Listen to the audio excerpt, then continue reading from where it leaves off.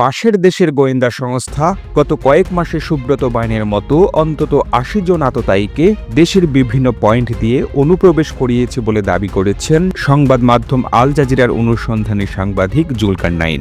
গতকাল রাতে ফেসবুকে নিজের ভেরিফাইড আইডিতে দেওয়া এক পোস্টে এই অভিযোগ করেন তিনি। পোস্টে জুলকারনাইন লেখেন, আন্ডারওয়ার্ল্ড কুষ্টিয়া মেহেরপুর অঞ্চলের চরমপন্থী গ্রুপ এক হয়ে নির্বাচনকে সামনে রেখে বিভিন্ন প্রার্থী ও কেন্দ্রীয় নেতা, এলাকার জনপ্রিয় নেতাদের টার্গেট করে হত্যা ও সহিংসতার ঘটনা ঘটানোর পরিকল্পনা চূড়ান্ত করেছে। পশ্চিমবঙ্গ পুলিশের একজন ঊর্ধ্বতন কর্মকর্তা, যিনি সুব্রত বাইনের হ্যান্ডেলার ছিলেন, জামিনে থাকা পিচ্চি হেলাল ও চরমপন্থী গ্রুপ গণমুক্তি ফৌজের প্রধান মুকুল সম্প্রতি টেলিফোনে কনফারেন্সের মাধ্যমে এইসব বিষয়ে নিজেদের মধ্যে আলোচনা করেছে। তিনি আরও বলেন, সুব্রত বাইন কারাগার থেকে তার মেয়ের মোবাইল ফোন দিয়ে কনফারেন্স করে পিচ্চি হেলাল ও ভারতের পশ্চিমবঙ্গে পলাতক মুকুলের সঙ্গে কথা বলেছে। পরবর্তীতে সুব্রত বাইনের মেয়ে সিনথিয়া বিতু নেপালে পলাতক বিডিআর মামলার আসামি লেদার লিটন, পিচ্চি হেলাল, মুকুল, বাড্ডার বড় সাইদ ও দীপুর সঙ্গে কথা বলিয়ে দেয়। নির্বাচন বানচাল এবং দেশকে চরম